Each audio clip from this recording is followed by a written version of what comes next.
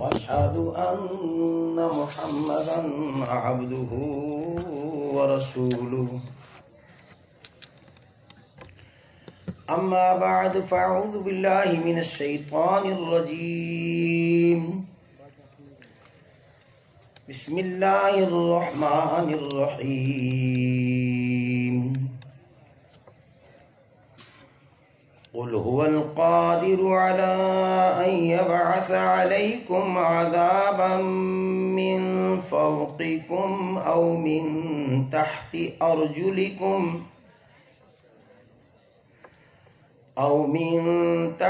أرجلكم أو يلبسكم شيعا ويذيق بعضكم بأس بعض انظر كيف نصرف الآيات لعلهم يفقهون وكذب به قومك وهو الحق قل لست عليكم بوكيل لكل نبأ مستقر وسوف تعلمون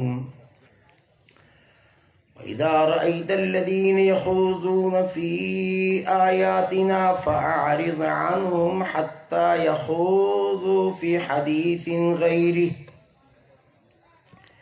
وإما ينسينك الشيطان فلا تقعد بعد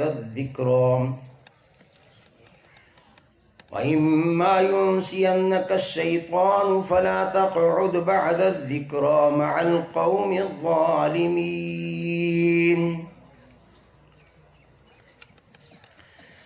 سورۃ الانعام، اس کی یہ آیت 65 نمبر آیت ہے، غور و فکر کرنے والی آیت ہے. اللہ تعالی نے اس آیت کے اندر قوموں کی تباہی اور بربادی، عذاب کی شکلیں اس زمین پر کیوں نازل ہوتی ہیں، عذاب کیوں آتا ہے زمین کے اوپر، اللہ کی پکڑ، اللہ کی گرفت، اس لیے کہ اللہ کے قانون جب توڑے جائیں، اللہ کے فیصلوں کا انکار کیا جائے، اللہ کے فیصلوں سے منہ موڑا جائے، اللہ کے فیصلوں کو پس پش ڈال دیا جائے، اس وقت اللہ کی گرفت ہوتی ہے. اللہ پکڑتا ہے پھر ان گناہوں کی وجہ سے. مالک فرماتا ہے میں ظلم نہیں کرتا انسانوں پر، انہوں نے خود اپنی جانوں پر ظلم کیا. یعنی انہوں نے قانون توڑا تو قانون توڑنے کے بعد پھر ان کو میں نے پکڑ لیا. قانون نہ توڑتے تو ان کی پکڑ نہ ہوتی. سزا ملتی ہے جب کوئی قانون توڑ دے، توبہ کر لے اللہ معاف کر دیتا ہے. ڈٹ جائے، شرک والا، کفر والا ڈٹ جاتا ہے، وہ اس کو گناہ نہیں سمجھتا. اس ڈٹنے کی وجہ سے اللہ پھر اسے پکڑ لیتا ہے کہ ایک اس نے گناہ کیا، شرک کیا، اللہ کے ساتھ دوسری ہستیوں کو ملایا، اور دوسرے اس کی معافی بھی نہیں مانگتا، اور اس پر پھر ضد اور عناد میں آ چکا ہے، مقابلہ کرتا ہے، اپنے گناہ کو ثابت کرنے کے لیے دلائل دیتا ہے. اللہ کی پھر اس پر گرفت آ جاتی ہے. ضدی اور ہٹ درم کے لیے اللہ تعالیٰ نے فرمایا کہ پھر میں عذاب بھیجتا ہوں. اوپر سے عذاب آتا ہے، یعنی طوفانوں کی شکل میں، آندھیوں کی شکل میں، قحط سالی کی شکل میں، بارشیں برسائیں. جیسے ابھی بلوچستان، پنجاب کے اندر یہ حالات آئے ہیں، پیچھے یہی حالات KPK میں آئے تھے. اسی طریقہ سے پانی آیا تھا اچانک. تو فرمایا یہ عذاب کی شکلیں ہوتی ہیں، چھوٹی چھوٹی شکلیں بھی اللہ ظاہر کرتا ہے، پھر بڑا عذاب بھی نازل فرماتا ہے. اس کے بعد فرمایا پھر زمین کے نیچے سے، پاؤں کے نیچے سے، زمین کے نیچے سے لاوے پھوٹتے ہیں اور پھر زلزلے ہوتے ہیں. طوفان آتے ہیں، زلزلے ہوتے ہیں، اور پھر تیسرا عذاب اللہ نے بیان فرمایا کہ پھر میں گروہ گروہ کر کے لڑا دیتا ہوں، آپس میں لڑائی کا مزہ چکھا دیتا ہوں۔ ہر دور میں ایسے ہوا ہے میرے بھائیوں، غور کریں گے، ہر دور میں ایسے ہوا ہے۔ قرآن کی تعلیم جب عام ہوگی، ہر شخص کے ذہن میں قرآنی آیات آئیں گی تو ہر دور کا عذاب بھی سامنے آئے گا، ہر دور کا شرک بھی سامنے آئے گا۔ تو یہاں دوسری جگہ اللہ تعالیٰ بیان فرماتا ہے کہ اس طریقہ سے ہم پکڑتے ہیں۔ پکڑنے کی ایک اور شکل قرآن نے بیان فرمائی، فرمایا وَلَقَدْ أَرْسَلْنَا إِلَىٰ أُمَمٍ مِّن قَبْلِكَ فَأَخَذْنَاهُم بِالْبَأْسَاءِ وَالضَّرَّاءِ لَعَلَّهُمْ يَتَضَرَّعُونَ۔ ہم نے پکڑا رسول جب آئے اور رسولوں کی انہوں نے مخالفت کی، اللہ کے قانون کو توڑا، اللہ کے قانون سے منہ پھیرا، تو ہم نے ان کو پکڑا سختی کے اندر، تکلیف کے اندر، بیماریوں کے اندر، مختلف قسم کی چھوٹی چھوٹی تکلیفیں آئیں تاکہ یہ کیا کریں، لعلہم یتضرعون، تاکہ یہ گڑ گڑائیں، روئیں۔ جیسے ابھی سیلاب آیا تو لوگوں کو رونا چاہیے کہ اللہ کا عذاب آ گیا، یہ عذاب دوسری طرف جب پلٹا کھائے گا تو دوسرے لوگوں کو پکڑ لیا جائے گا۔ یہ تو ہر علاقے کی باری آتی ہے کہ اس علاقے کو اللہ نے کب پکڑنا ہے، تو رونا چاہیے، گڑ گڑانا چاہیے کہ مالک ہمارے گناہوں کو معاف فرما دے، کہیں یہ عذاب ہم پر نہ آ جائے۔ دوسرے لوگوں پر آیا تو ہم پر بھی آ سکتا ہے، یہ تو کسی جگہ سے اللہ کسی شکل میں عذاب نازل کر سکتا ہے، تو ڈرنا چاہیے، رونا چاہیے۔ مالک فرماتا ہے یہ عذاب اس لیے ہم بھیجتے ہیں تاکہ لوگ روئیں، گڑ گڑائیں، عاجزی کریں، اللہ کے آگے عاجز ہو جائیں، اپنی گردن کو جھکا دیں، مالک صرف اللہ کو الہ مانیں، باقی تمام الہوں کا انکار کر دیں۔ لیکن لوگ اس پر غور جب نہیں کرتے پھر اللہ کی پکڑ آ جاتی ہے۔ فرمایا فلولا اذ جاءهم بأسنا تضرعوا ولكن قست قلوبهم وزين لهم الشيطان ما كانوا يعملون۔ مالک فرماتا ہے پھر جب ہمارا عذاب آیا تو یہ لوگ کیوں نہیں گڑ گڑائے۔ رات کو عذاب آیا، اب رات کا ذکر آیا، رات کو سویا ہوتا آدمی، اچانک پانی آتا ہے، گھروں کے اندر داخل ہو جاتا ہے۔ یہ رات کو اچانک زلزلہ ہوا، مکانات گر گئے، لوگوں نے دیکھا یار یہ تو ساری تباہی ہو گئی ہے، یہ کیا ہو گیا۔ دوسرے باہر والے آ کر دیکھیں گے، لیکن دوسرے یہ نہیں سوچتے کہ یہی عذاب ہم پر بھی آ سکتا ہے۔ اس قوم کو اللہ نے تباہ کیا تو دوسری قوم کیسے بچے گی؟ یہ تو اللہ جس کو چاہتا ہے پھر پکڑتا ہے۔ فرمایا پھر ہمارا عذاب آیا رات کو آیا تاکہ یہ گڑ گڑائیں، روئیں۔ رات کو عذاب آیا، لیکن کیا ہوا؟ عذاب کے بعد جو کیفیت بنی قرآن نے بیان کی، پھر کیفیت یہ بن گئی وَلَكِنْ قَسَتْ قُلُوبُهُمْ، دل سخت ہو گئے، رونے کے لیے تیار ہی نہ ہوئے، گڑ گڑانے کے لیے، عاجز ہونے کے لیے تیار ہی نہیں ہوئے، اللہ سے معافی مانگنے کا ذہن میں آ ہی نہیں رہا کہ اللہ سے معافی تو مانگے، اللہ نے پکڑ لیا ہے، اللہ سے معافی مانگنی چاہیے، جب مکمل تباہ کرے گا پھر معافی مانگیں گے۔ ہمیں پہلے سے معافی مانگنی چاہیے تاکہ اللہ کا عذاب ہماری طرف رخ ہی نہ کرے۔ اگر عذاب رخ کر گیا تو پھر کوئی چھڑانے والا نہیں ہوگا، پھر کوئی بچانے والا نہیں ہوگا۔ دل سخت ہو گئے، کیا بیان کیا قرآن نے؟ دل سخت ہو گئے۔ وَزَيَّنَ لَهُمُ الشَّيْطَانُ مَا كَانُوا يَعْمَلُونَ، ان کے اعمال کو شیطان نے مزین کر کے دکھایا۔ غیر اللہ کی نیاز دے رہے ہیں، بڑے خوش ہیں جی، ہم غیر اللہ کی نیاز دیتے ہیں، بچ گئے، ہم پر کوئی عذاب نہیں آیا، حالانکہ یہ شیطان نے ان کے اعمال کو مزین کر کے دکھایا۔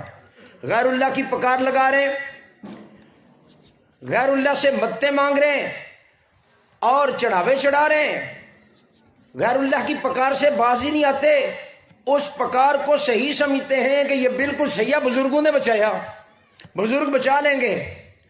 تو اللہ فرماتا ہے جب انہوں نے روح گردانی کی اور شیطان نے ان کے اعمال کو مزین کر کے دکھایا، جب شیطان نے اعمال کو مزین کر کے دکھایا تو پھر ہم نے کیا کیا؟ فرمایا پھر ان کا ایک اور قصور بھی تھا. اس کے بعد پھر کیفیت کیا ہوئی؟ فَلَمَّا نَسُوا مَا ذُكِّرُوا بِهِ، پس جو ہم نے نصیحت کی تھی، نبیوں کی دعوت کو پیش کیا تھا، اللہ کے بندوں نے، داعی اللہ جو تھے، انہوں نے میرا پیغام سنایا کہ بچو عذاب سے، آؤ اس پیغام کی طرف، آؤ اللہ کے فیصلوں کی طرف، اللہ کی نافرمانی سے باز آ جاؤ، اللہ کا قانون توڑنے سے باز آ جاؤ. تو فرمایا جب یہ میری نصیحت کو بھول گئے، نصیحت کو بھول گئے، نصیحت سے اثر ہی نہیں لیا، نصیحت کو کچھ اہمیت ہی نہیں دی کہ نصیحت بھی کوئی چیز ہے، سنی نہ سنی برابر ہو گئی. تو مالک فرماتا ہے جب نصیحت کا کوئی اثر نہ ہوا تو پھر ہم نے کیا کیا؟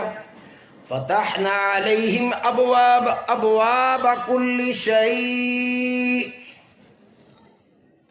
ہر قسم کے دروازے کھول دیے، رزق فراوانی کے ساتھ دیا، پریشانیاں ختم ہو گئیں، مال و دولت کے اندر اضافہ کیا. پکڑ کی میرے بھائیوں ایک یہ شکل بھی ہوتی ہے کہ اللہ خوب مال دیتا ہے، ایک پر بیماریاں ڈالتا ہے، پریشانیاں ڈالتا ہے تاکہ یہ گڑ گڑائے. جیسے فرمایا وَلَنَبْلُوَنَّكُمْ بِشَيْءٍ مِّنَ الْخَوْفِ وَالْجُوعِ وَنَقْصٍ مِّنَ الْأَمْوَالِ وَالْأَنفُسِ وَالثَّمَرَاتِ وَبَشِّرِ الصَّابِرِينَ. ایک یہ آزمائش ہے اور ایک یہ مال و دولت جو اللہ نے دے کے آزمایا. دو آزمائش کی دو شکلیں جو قرآن بیان کرتا ہے میرے بھائیوں. تو فرمایا تمہاری ضرور ضرور آزمائش کی جائے گی، خوف سے، بھوک سے، بیماریوں سے، مالوں کا نقصان، جانوں کا نقصان. خوشخبری ہے ان کے لیے جو صبر کرتے ہیں. اللہ کی طرف سے سمجھا ما اصابک من حسنۃ فمن اللہ، اگر کوئی بلائی ملتی ہے تو وہ اللہ کی طرف سے ہوتی ہے. وما اصابک من سیئۃ فمن نفسک، اور اگر کوئی تکلیف پہنچی ہے وہ تمہارے نفس کی وجہ سے ہے. تم نے کوئی گناہ کیا تمہیں یاد ہی نہیں ہے، اللہ نے کب پکڑا؟ ہو سکتا ہے وہ گناہ سال پہلے کیا ہو، 6 مہینے پہلے کیا ہو، 10 سال پہلے کیا ہو، پکڑ لیا اللہ نے، 10 سال کے بعد پکڑ لیا.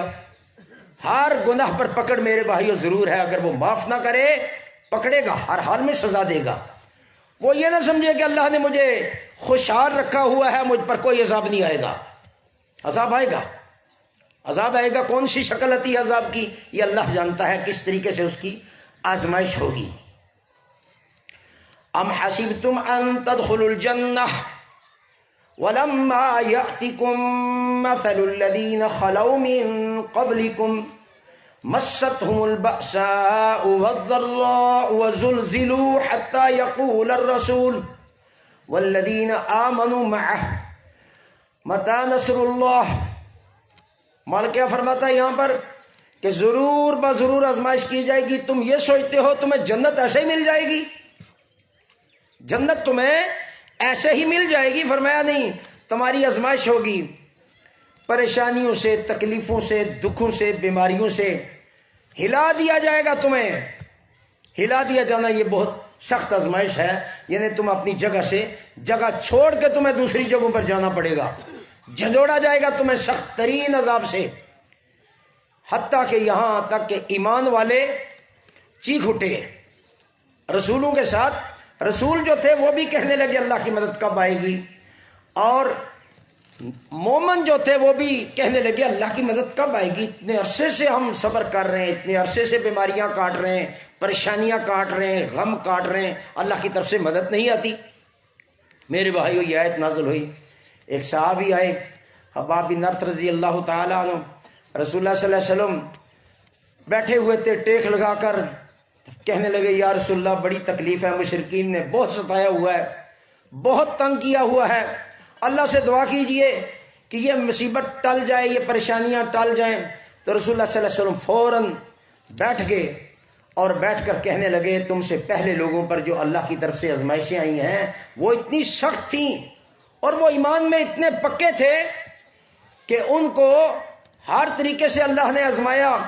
لوگ ان پر مسلط ہوئے، ایسے مسلط ہوئے کہ لوہے کی کنگھیوں سے ان کے گوشت کو ہڈیوں سے جدا کر دیا. ان کے سر پر آرا رکھا، آرا رکھ کر ان کے 2 ٹکڑے کر دیے، پھر بھی انہوں نے ایمان نہیں چھوڑا. میرے بھائیوں، یہ جو بار بار آپ کو طاغوت پر ابھی پہلے تقریر ہوئی ہے، تو یہ طاغوت کا مسئلہ جو لوگ سمجھ جاتے ہیں ان کا ایمان واقعی اللہ تعالیٰ بہت مضبوط ایمان بنا دیتا ہے.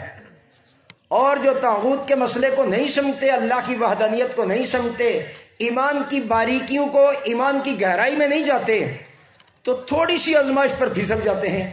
معمولی سی کو برادری کی آزمائش آ گئی، کوئی رشتوں کی آزمائش آ گئی، کوئی کاروباری آزمائش آ گئی، جماعت چھوڑ گئے. کیوں چھوڑا؟ طاغوت کا مسئلہ نہیں سمجھتے. کلمہ توحید پہلا جو کلمہ ہے، جس کلمے پر اسلام میں آدمی داخل ہوتا ہے، اس کلمے کو سمجھا ہی نہیں کہ تمام الہوں کا انکار، ایک اللہ کا اقرار. اور طاغوت کی جو آیات ہیں، تمام الہوں کا کفر، اور تمام جنہوں نے وہ الہ بنائے ہیں، جنہوں نے وہ الہ بنائے ہیں اور جو الہ بنے ہیں، ان سب کا کفر، اللہ پر ایمان. تو یہ بڑی آزمائش کے بعد جا کے پھر وہ کامیاب ہوگا. میرے بھائیوں، یہ سوچتے ہوں گے یہ بڑے بڑے لوگ آئے جماعت کے اندر، نکل گئے. کیوں نکل گئے؟ یہ آزمائش برداشت نہیں کر سکے. بنیادی قصور ان کا کیا پکڑا گیا؟ ان کی طاغوت کی تحقیق نہیں تھی. باقی لوگوں پر بھی انہوں نے بڑا اثر ڈالا، تو کیوں نہیں اثر ہوا؟ باقی لوگ طاغوت کی تحقیق کر کے آئے ہیں، اس لیے کوئی اثر نہیں ہوگا. ساری دنیا لگ جائے تو اس کو گمراہ نہیں کر سکتا کوئی شخص بھی، جو اللہ کی وحدانیت پر ڈٹ جائے اور اللہ پر توکل کرنے والا ہو. میرے بھائیوں، اس لیے یہ طاغوت کا مسئلہ ہر آدمی سمجھے اور آگے سمجھائے تاکہ موت تک ایمان میں رہے. تو کیا ہوا؟ آزمائش اتنی سخت ہوئی کہ آرے سے 2 ٹکڑے کر دیے. ایمان نہیں چھوڑا، ایمان نہیں چھوڑا. جان دے دی، ایمان نہیں چھوڑا. پتہ چلا غیبی باتوں پر پکا یقین تھا، موت کے بعد کی زندگی پر پکا یقین تھا، اللہ کے سامنے پیشی پر پکا یقین تھا. وہ یقین ان کو اس بات پر مجبور کر دیا، اس یقین نے، کہ جان دے دو، ایمان سے نہیں پھرنا. جان کے ٹکڑے کروا دو، ایمان سے نہیں پھرنا. جیسے سورہ توبہ کی 111 نمبر آیت پہلے پڑھی گئی ہے، بھائی نے پڑھ کے سنائی ہے کہ تمہارا مال اور تمہاری جان اللہ نے خرید لی ہے جنت کے بدلے میں. ایک جملے کو آدمی سمجھ جائے کہ جنت کے بدلے میں جان بھی بیچی ہوئی ہے، مال بھی بکا ہوا ہے. کیا اس کا پیچھے کیا رہ گیا؟ جہاں مال کی ضرورت آئے گی مال لگائے گا، جہاں جان کی ضرورت آئے گی یہ جان کو بچائے گا نہیں، وہاں پہنچے گا دعوت کے لیے، وہاں پہنچے گا درس کے لیے، وہاں پہنچے گا دعوت اللہ کے لیے، کیونکہ اس نے جان کا سودا کیا ہوا ہے. تو میرے بھائیوں، ایمان کو مضبوطی کے ساتھ تھامنا ہے، دل کی گہرائیوں میں ایمان کو داخل کرنے کی کوشش کرنی ہے. یہاں دیکھیں کیا آزمائش ہوئی. فرمایا فَلَمَّا نَسُوا مَا ذُكِّرُوا بِهِ فَتَحْنَا عَلَيْهِمْ أَبْوَابَ كُلِّ شَيْءٍ. مالک فرماتا ہے میں نے رزق کے دروازے ہر طرح کے کھول دیے. کہیں رزق اللہ بند کرتا ہے؟ یہاں رزق کھول دیا، کھل کے رزق دیا، مالدار بنا دیا، کروڑ پتی بنا دیا، لاکھوں پتی بنا دیا.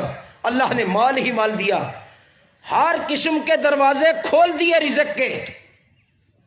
رزق کے دروازے کھل گئے، وہاں بند ہوئے، مومن پر بند ہوئے. اور مومنوں کی آزمائش اس انداز سے بھی ہوتی ہے، مال دے کر، مال چھین کر. دونوں آزمائشیں اللہ نے بیان فرمائی ہیں.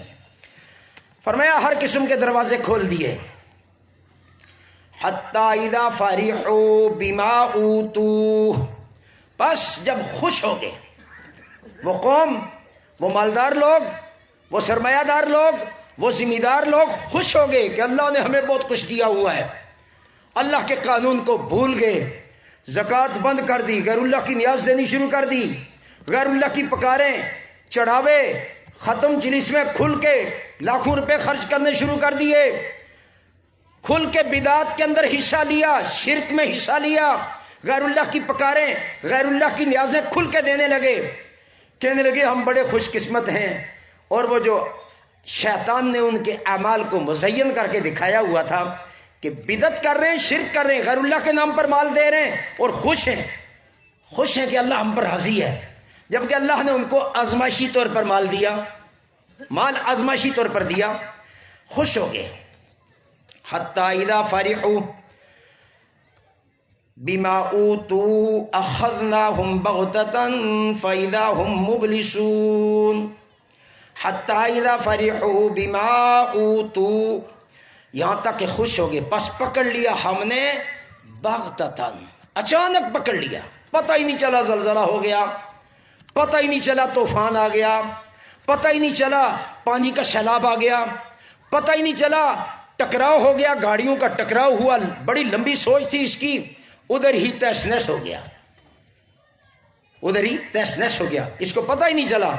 فرمایا نا امید ہو گئے، جب اللہ کا عذاب آیا تو اس عذاب کے اندر نا امید ہو گئے کہ اب ہمیں کوئی چھڑانے والا نہیں ہے، مایوس ہو گئے۔ جن کو داتا، غوث، مشکل کشا، حاجت روا سمجھتے تھے کہ یہ چھڑوائیں گے، بخشوائیں گے، کام آئیں گے، اب کوئی کام نہیں آیا، سب سے جو ہے تعلق ان کا ٹوٹ گیا، کیونکہ کام کوئی نہیں آیا تو کیا فائدہ ہوا پکارنے کا؟ ساری زندگی پکارتے رہے، جب اللہ نے پکڑا تو کوئی کام ہی نہ آیا۔ یہ ہوتی ہے اللہ کی پکڑ۔ فرمایا فَقُطِعَ دَابِرُ الْقَوْمِ الَّذِينَ ظَلَمُوا، بس جڑ کاٹ دی، ظالموں کی جڑ کاٹ دی، انہوں نے اپنی جانوں پر ظلم کیا تھا، شرک کیا تھا، اس شرک کی وجہ سے اللہ نے ان کی جڑ کاٹ دی۔ والحمد للہ رب العالمین، سب تعریفیں اللہ کے لیے ہیں جو سارے جہانوں کا پالنے والا ہے، رزق دینے والا ہے۔ قل ارأیتم ان اخذ اللہ سمعکم وابصارکم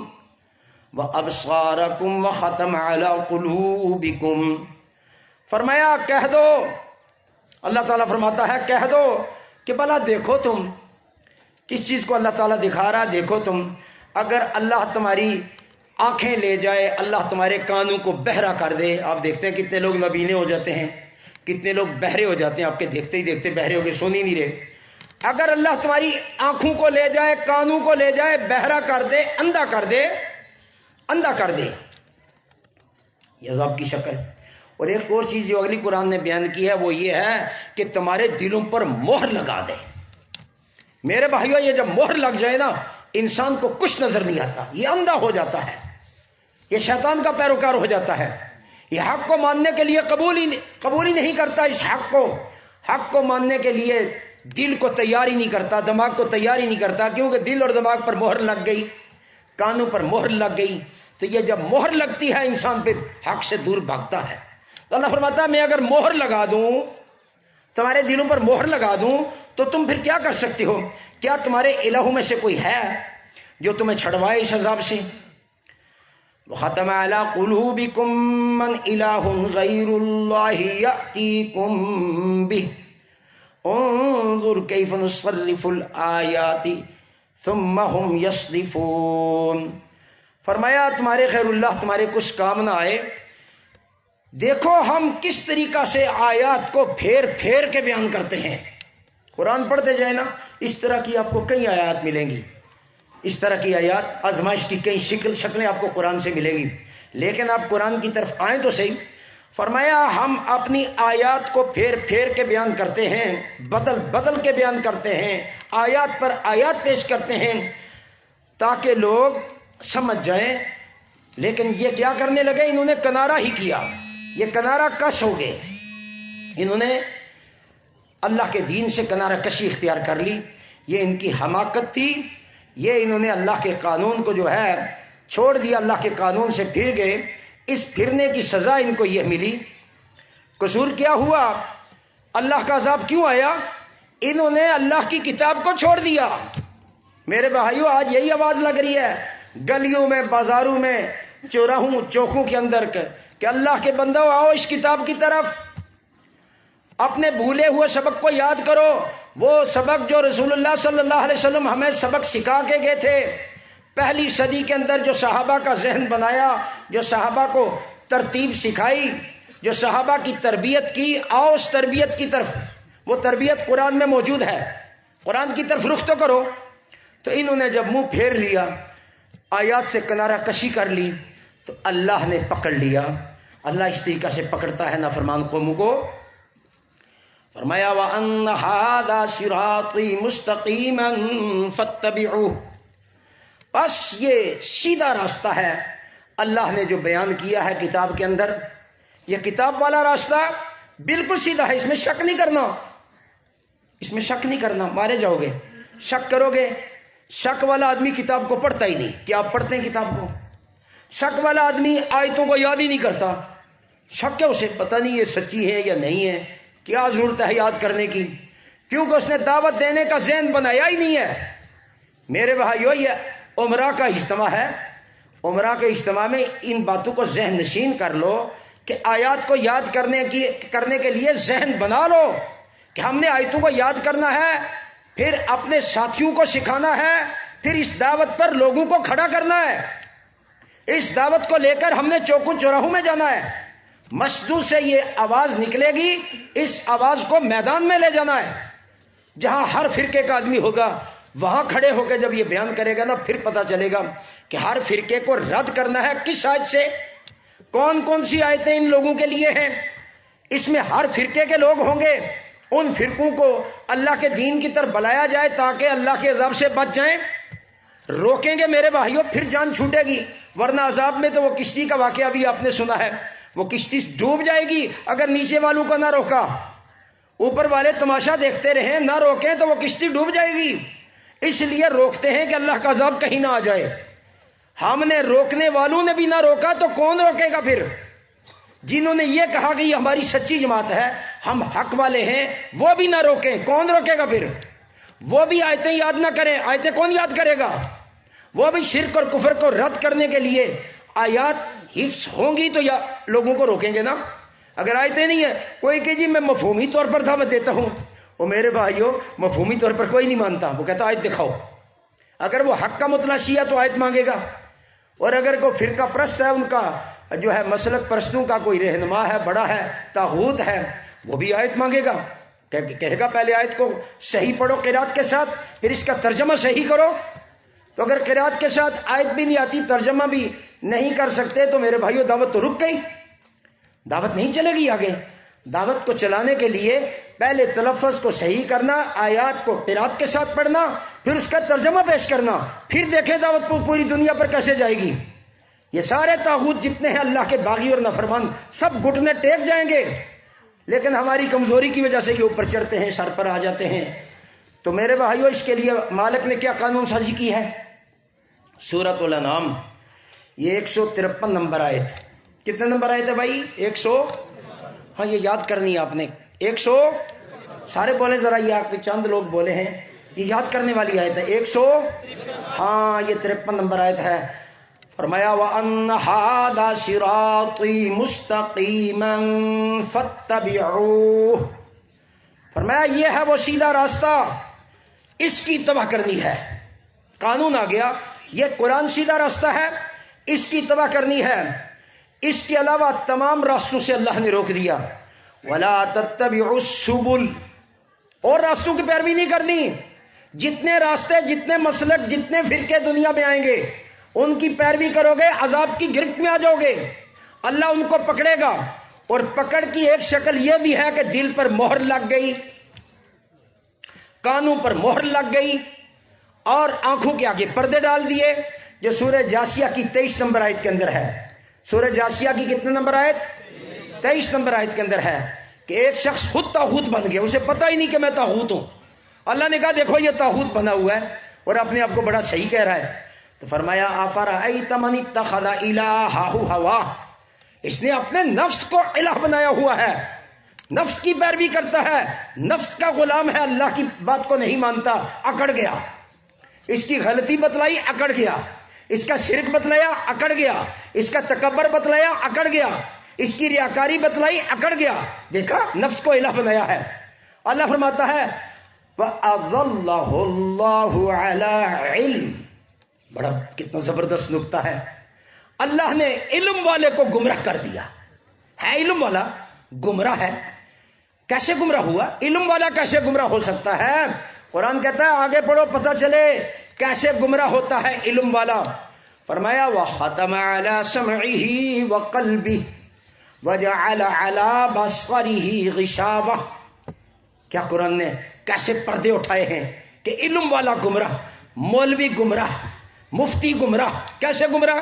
اللہ فرماتا ہے یہ دیکھو اس کے کانوں پر مہر لگا دی، اس کے دل پر مہر لگا دی، اور اس کی آنکھوں کے آگے پردہ ڈال دیا۔ اس کو توحید والی آیت نظر ہی نہیں آتی، اس کو شرک والی آیات نظر ہی نہیں آتی، اس کو طاغوت والی آیات نظر ہی نہیں آتی۔ سارا قرآن پڑھ گیا، سارے قرآن کی تفسیر بھی لکھ گیا، سارے قرآن کی تشریح بھی کر گیا، طاغوت والی آیت سمجھ ہی نہیں آئی۔ تہجد بھی پڑھتا ہے، 10 12 گھنٹے 15 گھنٹے مدرسے میں بیٹھ کے پڑھا بھی رہا ہے، لیکن طاغوت کا مسئلہ سمجھ ہی نہیں آ رہا۔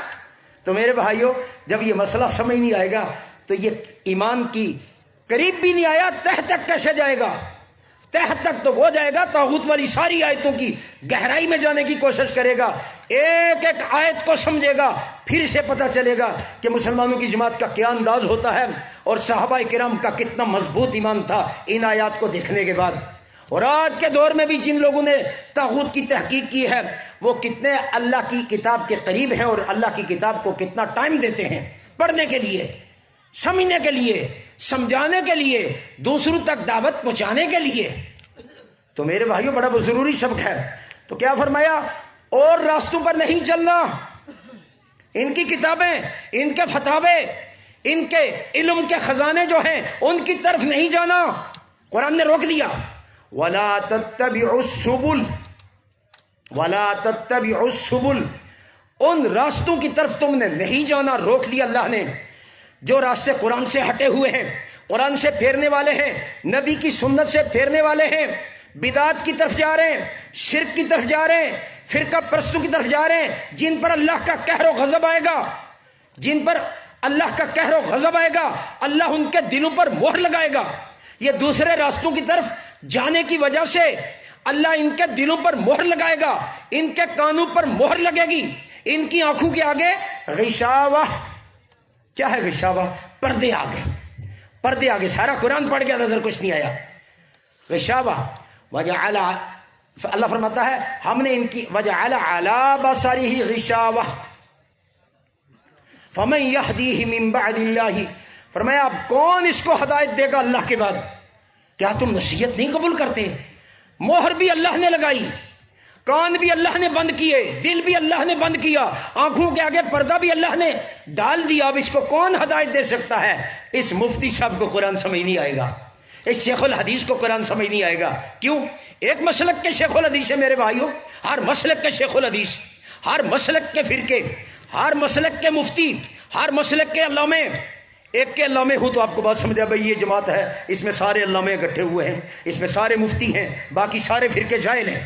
ایک سے بڑھ کر دوسرا مفتی مقابلے میں آتا ہے میرے بھائیوں۔ تو یہ ہے وہ اللہ کی طرف سے جو مہر لگ گئی۔ اللہ فرماتا ہے دیکھا یہ کیسا مشرک، یہ کیسا مشرک اللہ نے پکڑوایا۔ ظاہری شرک اس کا نظر نہیں آتا، اس کے اندر سے وہ تکبر، وہ غرور، وہ بڑائی اس کے اندر سے نہیں جاری۔ تو نہ جانے کی وجہ سے اللہ نے اس کے تینوں راستے، جن راستوں سے ہدایت کو لیا جاتا ہے، وہ تینوں راستے بند کر دیے، وہ تینوں راستے بند کر دیے۔ فرمایا فَتَفَرَّقَ بِكُمْ عَنْ سَبِيلِهِ، وہ راستے تمہیں اللہ کے راستے سے الگ کر دیں گے، الگ کر دیں گے۔ ذَلِكُمْ وَصَّاكُمْ بِهِ لَعَلَّكُمْ تَتَّقُونَ، بس اللہ تمہیں وصیت کرتا ہے، نصیحت کرتا ہے۔ یعنی مالک کائنات نے یہ اپنا قانون پیش کیا، اپنا فرمان پیش کیا، احکم الحاکمین کا فرمان آ گیا، لیکن اللہ فرماتا ہے یہ میری نصیحت ہے، اس نصیحت کو مان جاؤ۔ یہ نصیحت تمہیں کی جا رہی ہے میرے بندوں، میں نے تمہیں بنایا ہے کہیں اور راستوں پر چل کر اللہ کے عذاب کا مستحق نہیں ہونا۔ اور اللہ کے عذاب کی یہ شکل ہے، کسی کو اگر مال و دولت زیادہ دے دیا جائے اسی میں وہ گمراہ ہو جائے، اور کسی کو تھوڑا دیا وہ تھوڑے میں گمراہ ہو گیا، وہ برداشت ہی نہیں کر سکا اللہ کی آزمائش کو، بیماری کو برداشت ہی نہیں کر سکا۔ فرمایا یہ میری آزمائش تھی، پکڑنے کی ایک آزمائش تھی، لیکن پاس ہونے والے گئے جنت کے اندر اور فیل ہونے والے گئے آگ کے اندر۔ میرے بھائیوں کسی کو صحت مل گئی، کسی کو جوانی مل گئی، کسی کو حسن مل گیا، اس تکبر اور غرور نے اس کو قرآن نہیں سمجھنے دیا، قرآن کے قریب نہیں آنے دیا۔ تو میرے بھائیو، یہ اس کی آزمائش تھی، یہ جوانی اس کی آزمائش تھی، یہ حسن اس کا آزمائش تھا، یہ مال و دولت اس کی آزمائش تھی، اور یہ غربت بھی اس کی آزمائش ہے، یہ بیماری بھی اس کی آزمائش ہے۔ اس آزمائش میں جو قرآن کی باریکی میں جاتے ہیں وہ سمجھتے ہیں کہ انبیاء اور انبیاء کی جماعتوں کی آزمائش ہوئی ہے، اور جو دوسرے ہوتے ہیں باغی اور نافرمان، وہ دنیاوی نقشے کو دیکھ کر اکڑتے ہیں اور اس کے اوپر غور و فکر نہیں کرتے۔ اللہ ان کے دلوں پر پھر مہر لگا دیتا ہے۔ میرے بھائیوں، فرمایا ان تقولوا انما انزل الكتاب على طائفتين من قبلنا وان كنا عن دراستهم لغافلين۔ ایسا نہ ہو کہ تم یہ کہو کل اللہ کے سامنے کہ کتاب آئی تھی یہودیوں کے لیے تورات، کتاب آئی تھی نصارہ کے لیے انجیل، اگر ہمیں کتاب ملتی تو ہم بہت اچھے طریقے سے عمل کرتے، کتاب کا حق ادا کر دیتے، آیات کو بھی یاد کرتے، آیات کو بھی حفظ کرتے، آیات کو دنیا والوں کے سامنے پیش کرتے، ہم یہود و نصارہ سے آگے بڑھ جاتے، ہم یہود و نصارہ سے آگے بڑھ جاتے کتاب پر عمل کرنے میں، فرقہ پرستی میں نہیں۔ فرقے یہود کے وہ 71 فرقے، فرمایا 70 جہنمی اور 1 جنتی، نصارہ کے 72، 71 جہنمی اور 1 جنتی، فرمایا میری امت کے 73 ہوں گے، 1 جنتی اور 72 جہنمی۔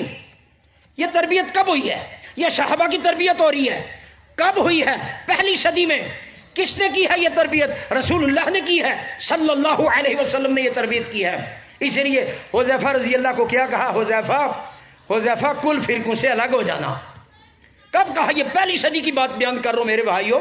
حذیفہ تلزم جماعت المسلمین و امامہم، یعنی مسلمانوں کی جماعت کے ساتھ ملنے والا اللہ کے عذاب سے بچ جائے گا، ورنہ یہ عذاب کی شکلیں دل پر مہر، کانوں پر مہر، آنکھوں کے آگے پردے، یہ عذاب کی بھی شکل ہے، اس کے لیے ہمیشہ ہمیشہ کا عذاب۔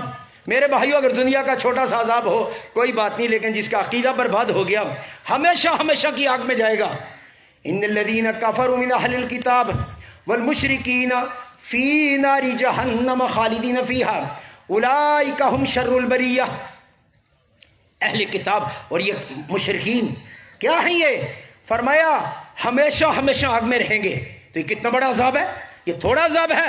دنیا کے اندر چاہے ان کو ملک کا بادشاہ بنا دیا جائے، لیکن اللہ کا عذاب جو آئے گا ان کے لیے، اتنا بڑا عذاب اللہ نے بیان فرمایا، کائنات کے اندر بدترین مخلوق ہے۔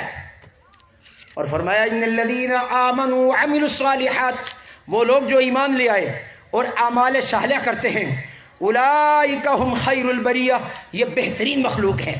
میرے بھائیوں، فرمایا او تقولوا لو انا انزل علینا الکتاب لکنا اہدی منہم فقد جاءکم بینۃ من ربکم وہدی ورحمہ فمن اظلم ممن کذب بآیات اللہ وصدف عنہا۔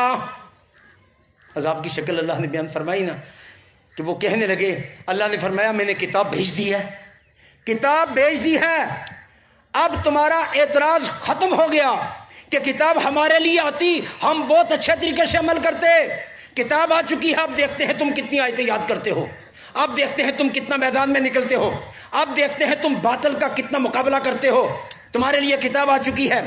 اس سے بڑا ظالم کون ہے؟ ظالم جس کو پکڑا جائے گا، جو عذاب کی گرفت میں آئے گا، اس سے بڑا ظالم کون ہے؟ فمن اظلم ممن كذب بآیات اللہ وصدف عنها سنجزی الذین یصدفون عن آیاتنا سوء العذاب بما كانوا یصدفون۔ اس سے بڑا ظالم کون ہے؟ جملہ ہے قرآن کا میرے بھائیو، اندر لے جانے کی کوشش کریں، دل کی کھڑکیاں کھول دیں، بڑا سخت جملہ ہے۔ اگر ہم نے یہ کوشش نہ کی نا، ان ظالموں میں ہم بھی شامل ہو جائیں گے جو اللہ کی آیتوں سے کیا کرتے ہیں؟ کترا جاتے ہیں۔ ایک ہے انکار کرنے والا، ایک ہے کترانے والا۔ انکار نہیں کرتا، سیڈ مار جاتا ہے، اس کو معمولی سمجھتا ہے، اس سبق کو سبق ہی نہیں سمجھتا، ان آیات کو آیات سمجھتا ہی نہیں، اہمیت ہی نہیں دیتا، سنی نہ سنی برابر، سنی نہ سنی برابر، آیت کو توجہ سے نہ سنتا ہے نہ یاد کرتا ہے۔ اور کترا جاتا ہے. انکار کا نہیں کہا قرآن نے. ایک اور شکل بیان فرمائی کہ کچھ ایسے منکر بھی ہوتے ہیں جن کو میں نے پکڑنا ہے عذاب کے اندر, وہ میری آیات سے کترا جاتے ہیں. میرے بھائیو, ان آیات سے کترایا نہ کریں, ان آیات کے اندر گہرائی میں جائیں. اور یہ ایمان عقیدے والی آیات اللہ نے آپ کو سننے کی توفیق دی, اللہ نے آپ کو سمجھنے کی توفیق دی, اللہ نے آپ کو فرقوں سے الگ ہونے کے لیے دل کے اندر بات ڈالی, تحقیق کر کے آپ الگ ہو چکے ہیں. اب آیات کو سمجھ کر فرقہ پرستوں کے سامنے دعوت کو کھولیے. فرمایا کترا جاتے ہیں. سنجزی الذین یصدفون عن آیاتنا سوء العذاب بما كانوا یصدفون, ہم اس کترانے کے بدلے میں سزا دیں گے ان کو. ہاں ایسے نہ سمجھیں جی اتنا یاد کی تو پھر کیا ہوگا.